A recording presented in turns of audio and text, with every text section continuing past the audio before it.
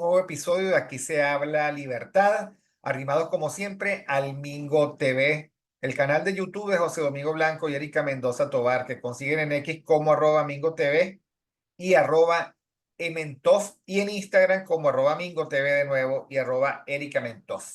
Gracias a todos los que se suscriben al canal, están pendientes de darle like al programa y de comentarlo, dejar sus comentarios allí y por supuesto distribuirlo y regar la voz en otros compañeros. Gracias a Catherine Manzano por la producción ejecutiva de este programa y bueno, feliz inicio de semana, como siempre, como todos los lunes, con Miguel Fontán. Miguel, buenos días, ¿cómo estás? Hola Víctor, buenos días, ¿cómo están? Buenos días a todos, buenos días, buenas tardes, buenas noches a todos los que nos están viendo. ¿Cómo pasaste el fin de semana? Todo bajo control. Está ¿Sabes bien. qué? Me gustaría que dedicáramos este programa a una reflexión sobre la verdad y la mentira en política. Yo no sé por qué los políticos venezolanos en general, de un flanco o de otro, necesitan acudir sistemáticamente a la mentira y al eufemismo para tratar de convencer a los ciudadanos de que ellos son la mejor opción. Y en general, esa es una enfermedad contemporánea. O sea, la evasión de la verdad, que a veces es dura, y su sustitución por una mentira más edulcorada, desde donde se construye decepción, porque al final lo que pasa es que el que vive de ilusiones muere de desengaños. Y como pasa todas las semanas cuando nos vemos, yo traigo a colación un texto de un filósofo español que a mí siempre me ha gustado. Se llama José Luis López Aranguren, de los grandes fundadores de la filosofía española del siglo XX contemporánea, que plantea el tema de la siguiente manera, ¿no? Lo primero que hay que decir, Miguel, es que el discurso político forma parte o debería de formar parte del discurso moral, porque Ujú. al final, el discurso político se refiere a esa porción de la vida de uno en la que los demás nos interesan. O sea, es la porción de la polis. Si uno viviera solo como un náufrago, no habría normas morales, porque las normas morales, al fin y al cabo, son las que nos vinculan de buena o mala manera con el otro. Y entonces él establece que un discurso moral no puede estar ajeno al razonamiento. O sea, no es legal desde el punto de vista moral apelar solo a las emociones.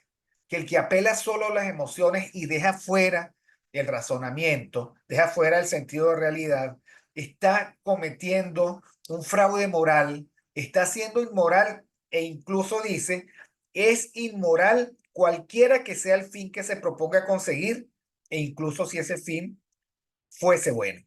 Y lo plantea así porque cuando tú le mientes al otro, tú lo estás usando.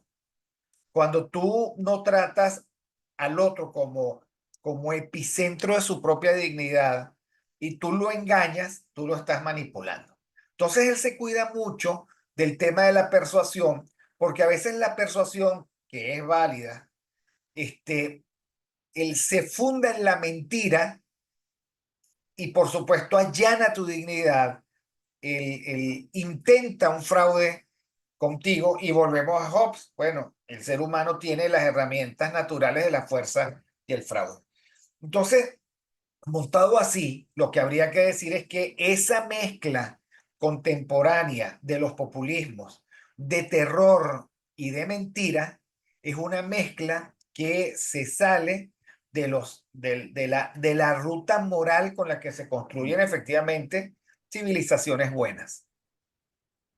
Mira, me parece bueno dos cosas, el tema y empezar con los filósofos, ¿no? El tema incluso podríamos titular el programa así como algo, mentira, el recurso siniestro de la política, algo así podríamos titular el programa. Me Porque parece bien, así lo titularemos. estoy de acuerdo contigo. Y lo otro que me parece maravilloso es empezar por los filósofos, porque para aproximarnos a esa relación entre verdad y mentira en la política es muy interesante entender cómo ellos interpretan el papel de la verdad y la manipulación en el ámbito político. Básicamente, podríamos trabajar tres autores, el que estás diciendo, Arendt y Nietzsche, por nombrar algunos, pero hay más, ¿no? Porque si uno lee a Arendt, por ejemplo, y ahí ella tiene un libro que se llama Verdad y Mentira en la Política, que nosotros lo hemos comentado aquí. Y cuando lo leemos, vemos que la mentira en política no es algo nuevo. Pero después de leer ese libro, a ti te queda o a mí me queda la sensación de que, que en la política venezolana la verdad es una excepción. Yo también sacaría de esa lectura la importancia o la alerta que se hace sobre un peligro que nosotros los venezolanos vivimos de forma cotidiana en Venezuela, y es el que se refiere al uso sistemático y deliberado de la falsedad para construir esas realidades alternativas que tú estabas hablando.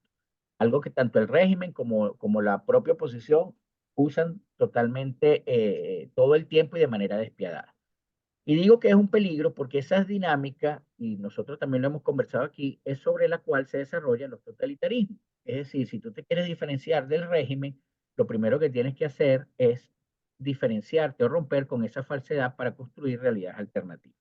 Es decir, si algo creo yo puedo afirmar sin temor a equivocarme, es que en Venezuela la verdad tiene más fragilidad que los derechos civiles y políticos. Por lo cual, Víctor, a mi modo de ver, la verdad muere constantemente para satisfacer los... Porque no hay verdad, no hay derechos civiles y políticos. Exacto, por Hay eso, un problema. Tú me estás conversando y yo pienso, bueno, la primera gran mentira de la política venezolana fue haber equiparado al venezolano a ese eufemismo reduccionista de ¿cómo es que lo llamaban? El Juan Pendejo, el Juan Pueblo, Ambimba. el Juan Bimba. ¿Por qué? Porque cuando tú colocas, te colocas como político frente a Juan Bimba, Exacto. tú te estás colocando como gran padre ilustrado Exacto. que tiene que dominar y servir de guía a una población inculta, eh, Pata en el suelo, a incapaz tener de suelo. gestionar. Entonces, claro, y ojo, esa imagen del Juan Bimba es una imagen que primó.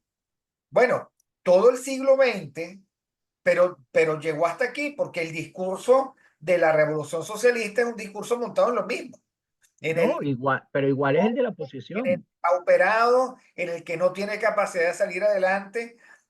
A pesar de que la realidad dice que donde tú pones un venezolano, nace de todo, florece. Pero aquí, como la realidad alternativa es el Juan Bimbismo, entonces el venezolano no puede desarrollar su emprendimiento con facilidad.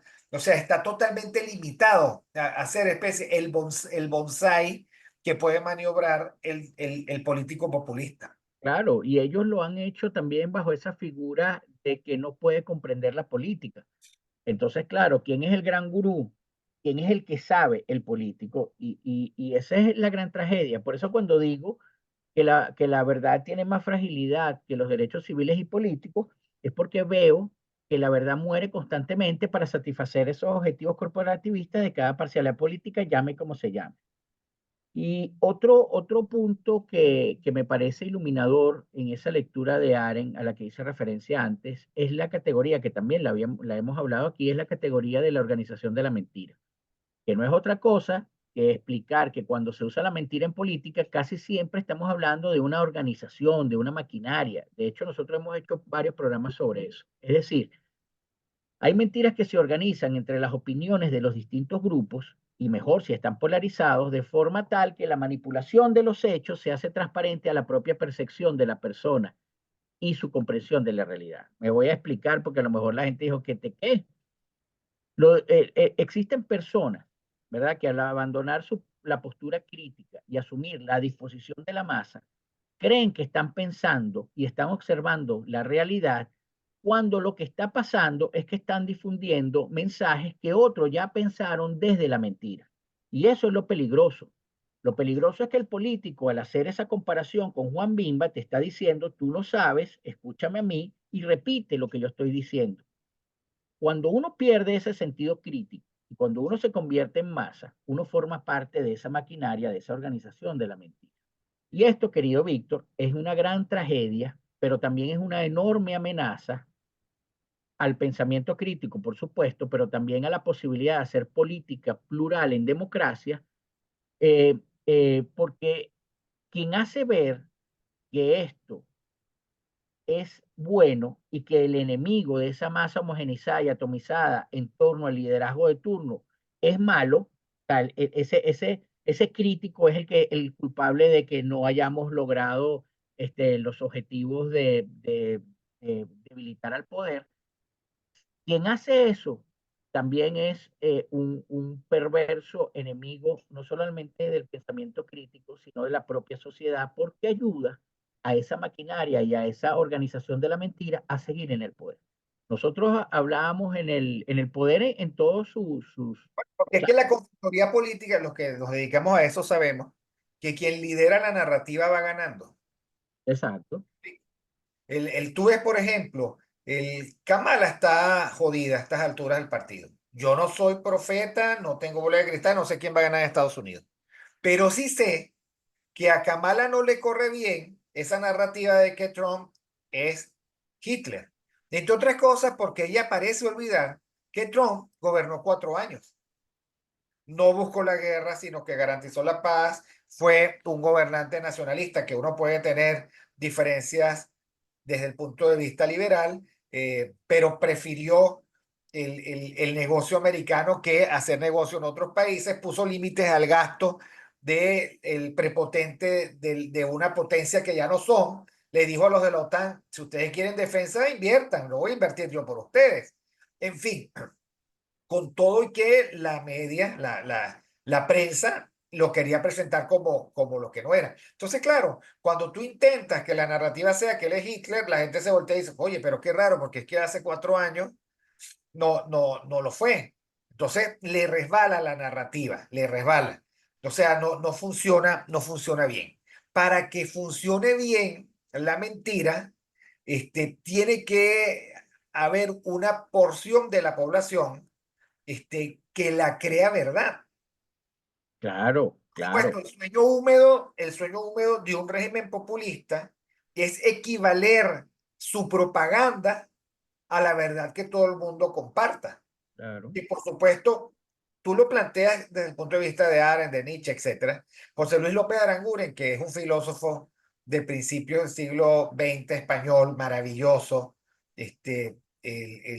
además, digamos, católico, él lo plantea así. Él dice, mira, la época del terror puro, del terror estalinista, del terror fascista, pasó, ¿ok? Y de lo que se trata ahora es lograr lo mismo sin que el ciudadano se dé cuenta. ¿Y cómo lo plantea? Un eficiente sistema de información que es en realidad pura propaganda, en la más peyorativa acepción de esta palabra, que consigue preservar a los ciudadanos la ilusión de la libertad en el mismo sentido en que ocurrirían las cosas si fuese verdad el determinismo psicológico metafísico. Los ciudadanos quieren lo que el Ministerio de Información, a través de los medios de comunicación de masas, han decidido que quieren. Sí, Entonces, el que busca, digamos, el fascismo de las camisas pardas está fregado, porque de lo que se trata ahora es de una violencia mucho más sutil, ujú, que igual te extermina. O sea, lo que uno nota en las escaladas totalitarias, cualquiera que sea el país, es que mientras más arriba sea la escalada totalitaria, menos disposición hay a querer competir con otras versiones de la realidad. claro, Entonces allí es donde opera la cuota parte de terror. La cuota parte del terror es que si tú estás en contra de la verdad oficial, que es la única verdad posible porque se convierte en un dogma religioso, entonces la Santa Inquisición del momento te agarra y te pone preso. No claro, importa cuál parte de la verdad entres en contradicción. No importa. Simplemente que el bloque de la verdad no puede ser horadado de ninguna manera de la verdad oficial, por la apelación al sentido común o al sentido de realidad. claro. Y en esa línea, este, y en esa línea, por eso nombraba a dos. que hay más, por lo menos aquí ya hemos nombrado 3 filósofos que la gente puede consultar, pero en esa misma línea podemos ir a Nietzsche, en el que, por ejemplo, él tiene varias obras sobre eso, sobre verdad y mentira en sentido extramoral, genealogía de la moral, creo que, ahorita no recuerdo el nombre, déjame ver si tengo el libro por aquí, bueno, en la que él prácticamente establece que la verdad es una construcción creada por los seres humanos, no solo para dar sentido a su existencia, ¿verdad? Sino para darle sentido a, las, a los actos que ellos realizan, sobre todo en lo político. Y que ese concepto de verdad en sí mismo es una forma de imposición del poder en cualquier ámbito donde éste se encuentre. Si esto es así, si lo que estás diciendo tú y lo que estoy diciendo yo y lo que está diciendo Nietzsche y lo que está diciendo Ari y lo que está diciendo Aranguren es correcto, entonces debemos estar claros que no existen hechos absolutos, sino interpretaciones. Y ahí es donde entra la manipulación de los políticos, porque siendo la verdad configurada a partir de convenciones sociales, es decir, de acuerdos entre los que participan en la discusión, ¿verdad? Me pregunto, ¿no creen ustedes, estimados conciudadanos y amigos que nos ven desde otra parte del mundo, que el primer acto soberano que tiene una sociedad es alejarse de la mentira que ayuda a organizar y estabilizar las estructuras de poder en todas sus formas, como está diciendo Víctor y como estoy refiriéndome yo? Entonces aquí, Víctor, volvemos al peligro que habíamos hablado antes y que tú acabas de mencionar, el peligro de la manipulación y de la mentira organizada de los políticos, porque es muy difícil que una sociedad convertida en masa sea inmune a las construcciones de la verdad que utilizan los políticos para legitimar sus actos. Y más aún, primero polarizan, ¿verdad? Para hacer uso de esa emoción y una vez polarizado, entonces es que empiezan con los mensajes más sutiles, como tú decías, los mensajes que son igualmente peligrosos para la eliminación, bien sea física o del ámbito político. Y por eso es que vemos, sobre todo en Venezuela, que lo más importante para los políticos es construir relatos y discursos que refuerzan su liderazgo. Y lo vemos de lado y lado. Cuando alguien da un mensaje, si es el político que hizo algo, no vea la historia y no lo ata con los otros hechos que hemos tenido victoria, sino lo hace a partir de él. A partir de él es la lucha épica, a partir de él es la sociedad que ganó, a partir... Y eso no solamente pasa ahora, pasaba antes con cada gobierno. Pero ese es la principal alerta que nosotros tenemos que tener, que cuando los políticos empiezan así, Estamos perdiendo el sonido. hasta dónde me No, escucharon? no es que se perdía, es que estaba bajando el nivel del sonido. Ah, eso es que me alejé un poquito. Entonces, Sí. bueno, para terminar, es decir, y en clave de nuestra querida Flores Caray, los políticos utilizan la verdad de manera instrumental. Y ese es el principal problema que tiene una sociedad que está convertida en masa. Y yo me vuelvo a preguntar, me hago otra pregunta. ¿Puede el enfoque que hablamos, este enfoque relativista que disfrazan de pragmático, deshacerse de la defensa de la mentira? ¿Puede este enfoque relativista ser una construcción de la verdad, evitando así el cuestionamiento de la propia autoridad, del propio desempeño del político y mandando al carajo al imperio de la mentira en la vida política? Bueno, yo creo que en Venezuela la respuesta a ambas preguntas es que la defensa de la mentira a través del pensamiento crítico, a través del pensamiento libre, a través del pensamiento autónomo, está muy mermado en estos momentos. Porque es que a ver, seguimos con José Luis López. ¿Sabes que me gusta cómo él lo dice, ¿no? Él dice que la dictadura de la manipulación es peor que la dictadura del terror. Ujú, En los totalitarismos se viven las dos. La dictadura del terror, que genera un miedo panóptico, que hace que la gente se silencie. ujú, Silenciarse no significa que tú alucines. Silenciarse significa que tú haces un análisis de costo-beneficio y tú dices, bueno, sigo esto, me van a poner preso. A cambio algo diciéndolo, no, entonces me callo. ¿Ok? Ahora, peor, más terrible es la dictadura de la manipulación, porque la dictadura de la manipulación es la renuncia colectiva a la verdad y la asunción, que siempre es dolorosa, de la disonancia cognitiva. Por ejemplo, si lo que dicen los filósofos es verdad, que finalmente la realidad es una construcción desde el poder, digámoslo así. Y entonces a los ciudadanos les corresponde o nos corresponde, cuando que no estamos en el poder, sino que somos víctimas del poder, nos corresponde aferrarnos al sentido común. Y el sentido común indica, por ejemplo, que independientemente de lo que te digan del poderío nacional, si se te va la luz, tú tienes que comenzar a dudar. Ahora, esto como es enrevesado, porque se te va la luz y entonces dices, efectivamente se fue la luz, porque sería muy loco decir, usted cree que se le fue la luz, pero no se le fue, ¿ok? Porque aquí no se va la luz. Porque en los socialismos la luz se preserva. No, te dicen que se fue la luz por cualquier cosa. Eh, Exacto. un samuro se atravesó en las ondas electromagnéticas o lo que fuera, o lo que fuera. Por cierto que esas palabras enrevesadas son la herencia que algunos han recibido del Fidel Castro, ¿no? Entonces, entonces tú dices, coinciden en que se fue la luz y entonces me están planteando una justificación irresponsable para que no sea culpa de estos, sino que están en una batalla que supuestamente ellos están emprendiendo contra los enemigos de mi felicidad. Y entonces, de nuevo, tú tendrías que preguntarte cuánta verdad hay en eso y cuánta mentira, y tú entonces tienes que relacionar una ocurrencia con otra, con otra, con otra, con otra, con otra. Entonces, bueno, ¿y cuáles enemigos de la felicidad, por ejemplo, hacen que mi jubilación sea de 130 bolívares? ¿Y qué otro enemigo de la felicidad hace, en fin? Richard Kapuscinski, que es un historiador polaco, que fue un historiador polaco, el que a mí siempre me gustó en su crónica de los libros, porque era corresponsal de guerra o periodista de las épocas difíciles, ¿no? Kapuscinski llegó y en un libro que se llama Imperio, describió la Unión Soviética terminal.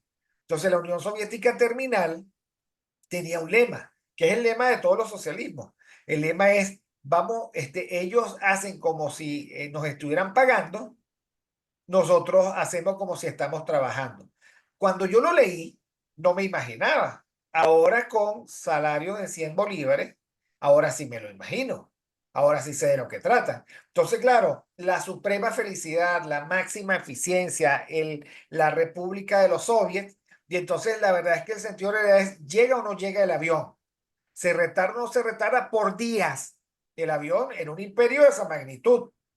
¿Llega o no llega el ferrocarril? ¿Existe la ruta del ferrocarril o la propaganda, digamos, no se ha percatado de que esa ruta se eliminó? ¿Cómo o no cómo? ¿Me vigilan o no me vigilan? En fin, ¿no?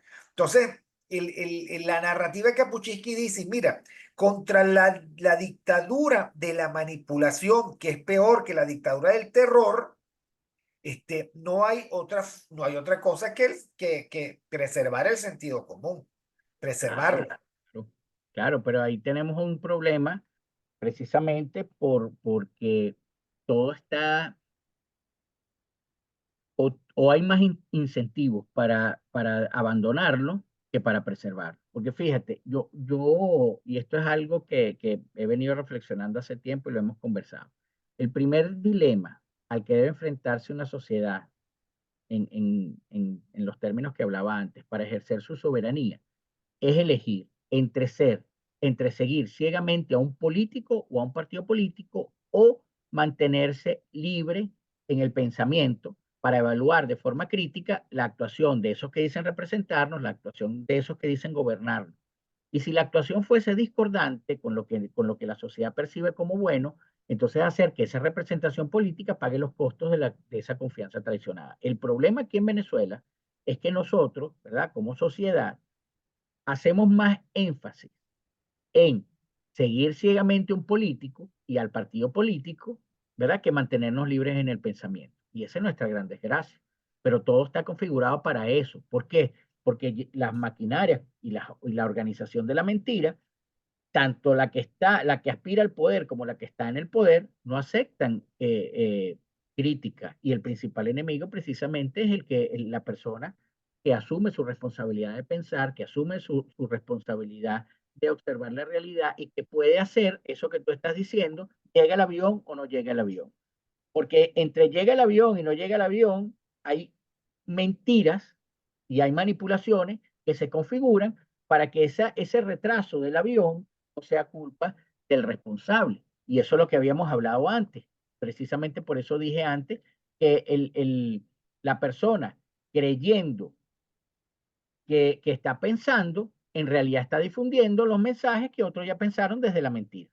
Ese es el gran problema que tenemos. Cuando una sociedad no hace consciente ese dilema al que estoy hablando, es fácilmente homogeneizada y es fácilmente articulada en torno a un liderazgo y a un grupo, ¿verdad?, que se organiza para mentir. Porque vamos a estar claros, si nosotros tomamos los hechos de los últimos 4 meses, de un lado y del otro, ¿cuántas verdades hay y cuántas mentiras se han creado? Verdades podemos encontrar dos o tres, pero de todo lo que se ha dicho, ¿verdad? El 80, el 90% son mentiras. Mentiras que se articulan a través del discurso, mentiras que se articulan a través de la manipulación, pero es de lado y lado. ¿Y la sociedad qué hace? En el lado que le toque estar por la polarización, en ese lado actúa, en ese lado difunde esos mensajes, pero no piensa. Los que piensan están en el medio, es decir, son enemigos de ambos lados. Claro, Y, es una pantalla de mentiras. y O de sea, manipulación. ella. Y lo peor es que efectivamente la gente de buena fe cree, no lo cree así José Luis López Aranguren, que esa es un medio apropiado y válido para construir un buen fin. Y no es verdad. No. Desde la mentira tú no vas a construir nunca un fin valioso para la sociedad. Entonces, y la verdad es, eh, digamos que en el fondo todos los venezolanos, incluso los que están muy alienados por las falsas esperanzas de que esto de alguna manera se resuelva a favor, todos yo creo que están esperando que se precipite la verdad. O sea, porque al final la verdad eh, no tiene plazos. O sea, a ver, dijeron, no, esto se resuelve en 15 días, en 30, en 45, no sé cuántos días llevamos, 90. Pero es que la verdad se manifiesta siempre, Víctor. Lo que pasa es que si tú no estás atento a ella, si tú decidiste voluntariamente ser parte de una organización que se basa en la mentira para mantener sus objetivos, para mantener su vigencia, entonces tú no vas a ver la verdad está ahí. O sea, si yo te digo a ti, Víctor, en 15 días nos vemos para tomarnos un café y llegan los 15 días y no nos vemos, la verdad está ahí. Entonces tú lo que tienes que hacerte es otra pregunta. Ajá, ¿es porque no realmente no tuviste tiempo o es porque me estás dando largas y no quieres verme? Y la verdad en otras circunstancias se vuelve a asomar. Ahora, dependerá de ti si tú esos pequeños momentos de verdad que se asoman, porque la verdad siempre se asoma, lo que pasa es que la matan rápido. Tú eres capaz de darle un sentido, de configurarle y decir, oye, yo creo aquí que esto no es como me está diciendo. Porque si yo te saludo, mi gran amigo, cónchale, cuánto te extrañé y te doy un abrazo, pero en los actos yo te demuestro lo contrario, bueno, dependerá de ti qué es lo que quieres creer. Y eso lamentablemente es lo que nos pasa. Yo no digo, o sea, ya Platón en la República había un concepto, yo no recuerdo bien si era la noble mentira o la mentira noble, pero que describía que los gobernantes podían crear una falsedad para mantener la cohesión social. Eso había sido aceptado, o sea, en algún momento, ¿verdad? El argumento que se utilizaba es que en algunos casos, los líderes deberían manipular la verdad en beneficio de la estabilidad y el bienestar de la Claro, sociedad. yo no estoy de acuerdo con Platón, Claro, yo no estoy y de yo, acuerdo, porque es que ha sido una herramienta que se ha pervertido con el paso de los siglos. exactamente, Cuando, exactamente. digamos, no podemos hablar en Venezuela de ganar y de perder, porque para eso tiene que haber reglas, ¿ok? Y no hay reglas. O sea, para ganar o para perder, tiene que haber unas condiciones de marco que hagan que tu conducta sea racional. Claro, Por lo tanto, tú puedes calcular fines desde el punto de vista de los medios que tienes disponibles y que son aceptables. Eso no existe en Venezuela. Ahora, estamos hablando de que un intento pueda tener el resultado deseado o no. Entonces, cuando tú no puedes, digamos, tener la sensación como líder de que fracasaste y seguir diciendo que todavía hay una opción de triunfo. exacto, Porque exacto. se envilecen incluso los medios y los fines. En primer lugar, comienzas a mentir sobre los fines. En segundo lugar, empiezas a envilecer también o a relativizar los medios. O sea, tú llegas ahora y dices, y voy a hacer una alusión personal a un líder político. Tú llegas y dices, en primer lugar, yo voy a ganar.